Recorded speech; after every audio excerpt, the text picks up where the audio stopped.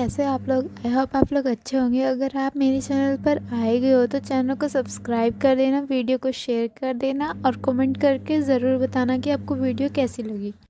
तो पिछले पार्ट में हमने देखा था कि हमारी हीरोइन मोका जो एक दीवा बनना चाहती थी, इससे वो अपनी आइडल रांझू को हर वक्त फॉलो करती थी। मोका एक म्यूजिक कंपटीशन के लिए अप्लाई करती है तो उसकी आवाज सुनकर उसे सेलेक्ट कर लिया जाता है, लेकिन उसके पिता उसे सिंगर बनने के सपने के काफी खिलाफ थे, इसलिए वो उसे मारते हैं तो मोका काफी हर्ट होती है। वो अपने दोस्त कीहो के कहने पर उसके साथ घर छोड़कर चली जाती है, लेकिन उसके पिता को पता चल जाता है जो उसे रोकने के लिए उसके पीछे जाते हैं। तो पहले कीहो को अच्छा खासा मारते हैं कि वो बेहोश हो जाता है। फिर वो मोका के पास जाने लगते हैं तो मोका उनको देखकर पानी में जंप कर देती है। मोका को एक आइलैंड पर होश आता है जहाँ वो 15 साल तक फंसी रहती है। फिर एक दिन वहाँ दो भाई बोजल और वो जाते हैं, जिनको देखकर मोका खुशी से पागल हो जाती है क्योंकि उसने 15 साल से किसी इंसान को नहीं देखा था। वो मोका को साथ ले आते हैं और दोनों उसका सपना पूरा करने में मदद करते हैं। बोगल और वो में मोका काफी कंफ्यूज होती है क्योंकि उसे दोनों ही कीहो जैसे लगते थे। उसकी परफॉर्मेंस की रात वो बोगल की बातें सुन लेती है तो उसे पता चलता है कि बोगल ही कीहो है। ये सच जानने के बाद मोका भागकर वहाँ से चली जाती है और बोगल से कॉल्स कर करके थक जाता है। आगे सीजन में क्या ट्विस्ट आने वाले हैं ये जानने के लिए आइए आगे की कहानी शुरू करते हैं। मोका स्टूडियो से निकलकर बोगल के पिता से मिलती है और फिर वो ट्रेन में बैठकर चली जाती है। उसे नहीं पता था कि उसको कहाँ जाना है और वो अभी तक शॉक में थी। वो कीहो को पागलों की तरह ढूंढ रही थी और वो उसके ही साथ रह रहा था।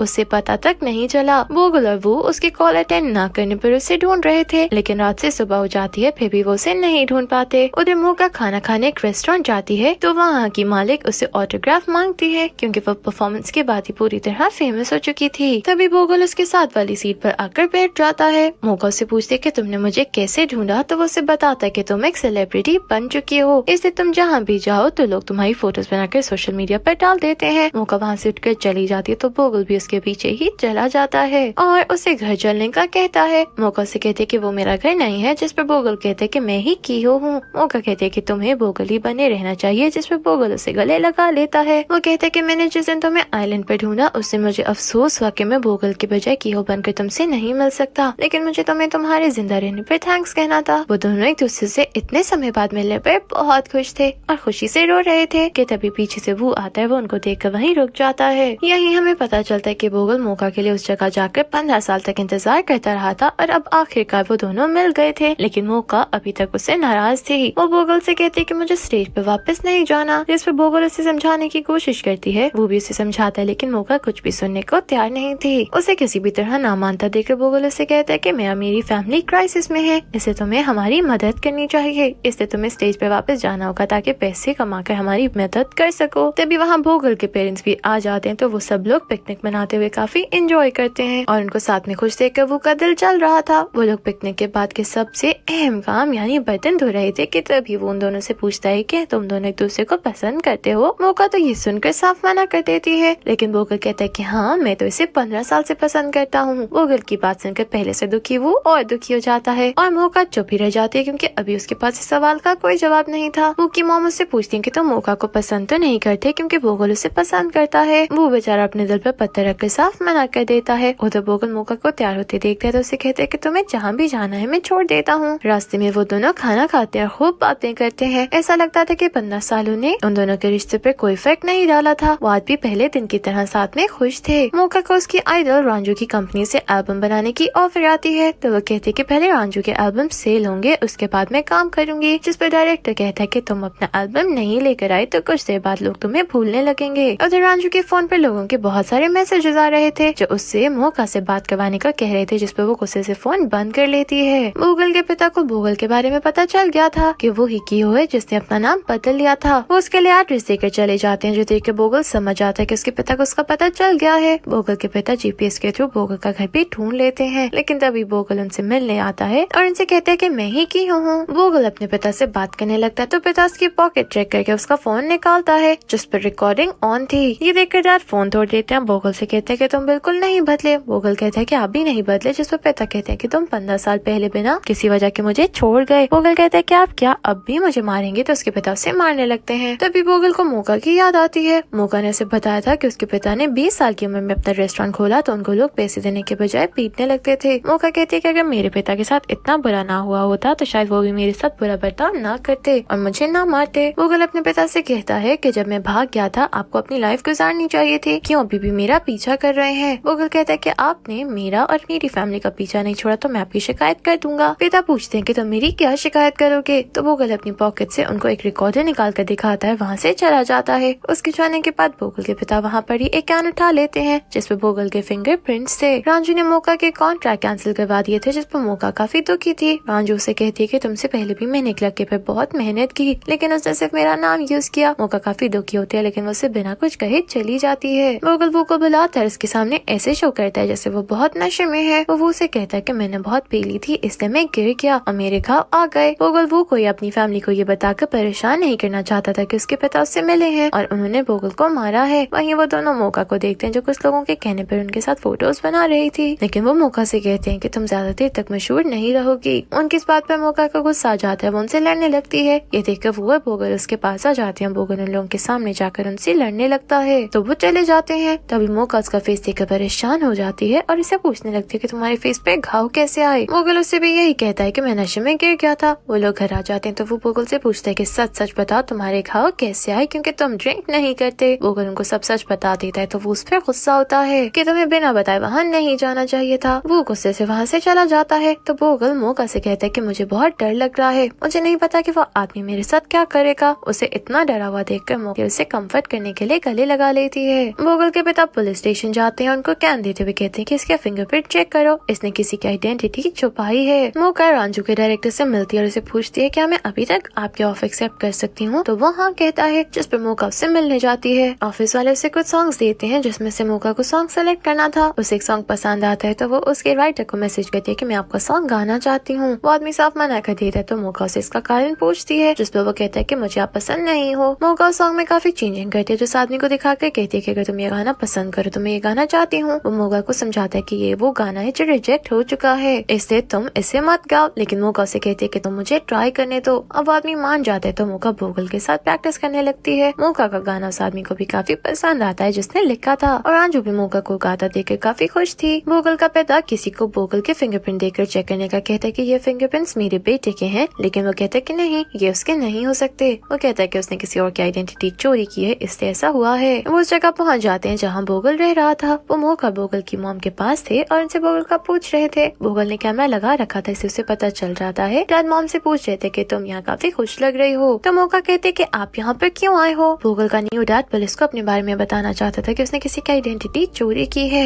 इधर बोगल का पिता मोका से कहता है कि अगर तुम बोगल को जानती थी तो तुमने मुझसे ये झूठ क्यों कहा। मोका उनसे कहते कि यहाँ से चले जाएं वरना मैं पुलिस को बुला लूंगी। वो कहते हैं कि तुम पुलिस को बुला लो, मैं उनसे कह दूंगा कि मैं अपनी फैमिली को ढूंढ रहा हूँ। तभी मोका पुलिस को कॉल करके बुला लेती है तो बोगल के पिता भी खुश हो जाते हैं कि तभी वहाँ बोगल के न्यू पिता आ जाते हैं। बोगल के असलदार उनको धमकाने लगते हैं कि वो पुलिस को बता देंगे कि इन लोगों ने किसी की आइडेंटिटी चोरी की है। वो कहते हैं कि मैं पहले ही पुलिस को बता चुका हूँ। वो दोनों लड़ने लगते हैं कि तभी वो उनको मारने लगता है, जिस पर उसके न्यू डैड से कहते हैं कि ऐसा नहीं करो वरना तुम जेल चले जाओगे। पुलिस आ जाती है, बोगल के डैड को साथ ले जाती है। बोगल घर आता है, पुलिस की गाड़ी देखता है, वो भागकर अपने घर जाता है और मोका से पूछता है कि तुम ठीक हो ना। मोका कहती है कि वो की शोल्डर में चोट आई है, इसे उसे हॉस्पिटल लेके गए हैं लेकिन मेरा बाकी सब ठीक है। वो खड़ी होती है तो गिर जाती है, जिसपे बोगल उसे उसके रूम में लाकर लिटा देता है। मोका उसे कहती है कि तुम अपने डैड को भूल जाओ, वो इसी काबिल है। बोगल और उसकी फैमिली ने जिसकी आइडेंटिटी चोरी की थी उन लोगों की गाड़ी मिलती है, जिससे पता चलता है कि उस फैमिली ने काफी समय पहले आत्महत्या कर ली थी, इसलिए बोगल की फैमिली ने उनकी आइडेंटिटी ले ली। उन लोगों के मिलते ही बोगल और उसकी फैमिली के बारे में भी न्यूज चलने लगती है कि इन लोगों ने आइडेंटिटी चोरी की है। ये सब देखकर लोग उनके घर के बाहर आकर उनको बातें बताने लगते हैं तो मोका उन लोगों के साथ लड़ने लगती है और बोगल और उसकी फैमिली को भी संभालती है कि इन केस से निकलने के लिए हमें काफी ज्यादा मेहनत और हिम्मत की जरूरत है। मोका को पुलिस स्टेशन भी बुलाकर कीहो के बारे में और इसकी आइडेंटिटी के बारे में पूछा जाता है। उसके बाद बोगल और उसकी फैमिली को भी बुलाया जाता है, लेकिन वो लोग सच बोलने का ही डिसाइड करते हैं। रांझू मोका से कहते हैं कि अगर तुम बड़ी स्टार बनना चाहती हो तो तुम्हें बोगल और उसकी फैमिली से नाता तोड़ना होगा,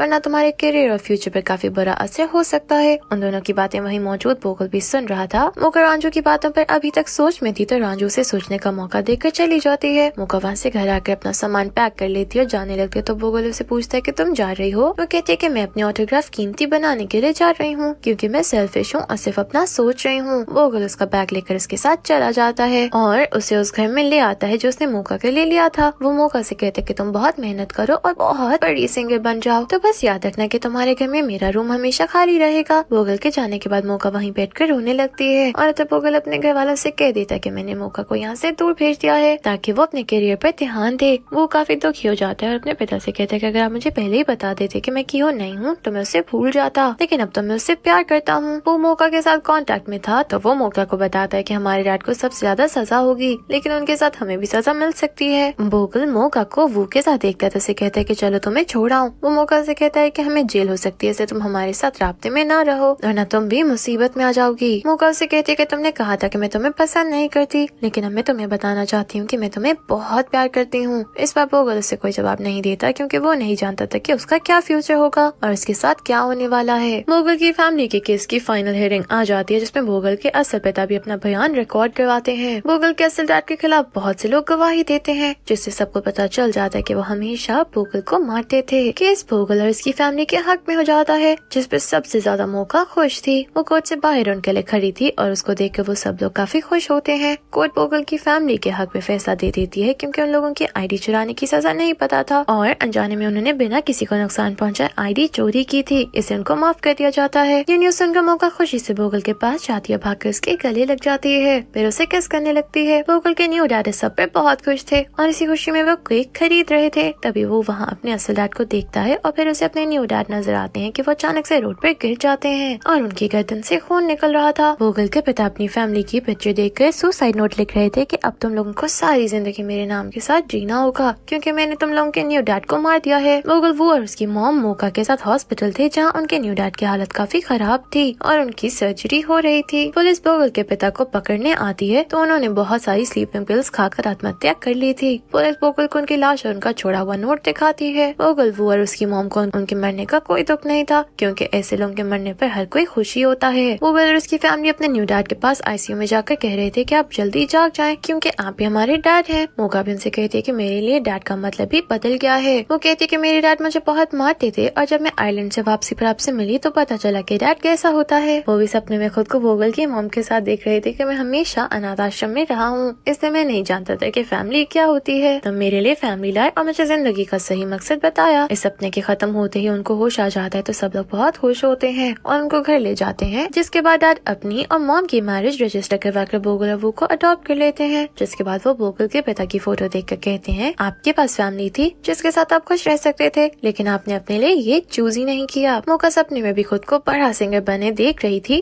बोगल और वो भी अपनी जॉब दोबारा ज्वाइन करने के बाद नॉर्मल रूटीन में आ गए थे। मोका की सिंगिंग प्रैक्टिस जारी थी जब उसका गाना उसकी राइवल सिंगर के साथ चेंज कर दिया था, जिसमें दोनों एक दूसरे से लड़ने लगती हैं। तभी उनको पता चलता है कि ये काम रांजुआ डायरेक्टर का है। ये जानकर वो दोनों एक दूसरे को अपना अपना गाना दे देती हैं क्योंकि नौकर कितने नखरा की। वो को पता चलता है कि बोगल ने मोका के लिए घर लिया है। वो बोगल से कहता है क्या हमने मोका को बाय चांस ढूंढ लिया? तो बोगल कहता है कि नहीं, मैं हर रोज उसे ढूंढता था, हर स्टेशन पे, आइलैंड पे, हर जगह। उसके लिए ही मैंने ड्रोन बनाया था ताकि मैं कैसे भी उसे ढूंढ सकूं और मेरी 15 साल की मेहनत के बाद आखिरकार वो मुझे मिल गई। मोका बोगल की छत पे थी जब बोगल उसके पास आकर बैठ जाता है। वो मोका से पूछता है क्या तुम्हें लगता था कि मैंने बाय चांस तुम्हें ढूंढा है? मोका कहती है कि नहीं, मैं हमेशा से जानती थी कि तुम मुझे ढूंढ लोगे और एक दिन मुझे ढूंढ लोगे, इससे कोइंसिडेंस नहीं हो सकता। मोका गाना गाती है जो वैसे हिट नहीं जाता जैसे सबने सोच रखा था। जिसके बाद वो उस जगह परफॉर्म करने जाती है जहाँ रांझू परफॉर्म करती थी। ये मोका का सबसे बड़ा सपना था जो पूरा होने जा रहा था। मोका का गाना इतना हिट नहीं गया था जिस कारण उसका डायरेक्टर निराश होकर जॉब छोड़ने लगा था। तब उसे रांझू रोकते कि आज की परफॉर्मेंस का वेट कर लो। तभी मोका को दिखाया जाता है जो स्टेज पे परफॉर्म कर रही थी, जिसके लिए बहुत ज्यादा लोग आए हुए थे। रांझू मोका की परफॉर्मेंस पे बोगल और इसकी फैमिली के सब लोग बहुत खुश थे।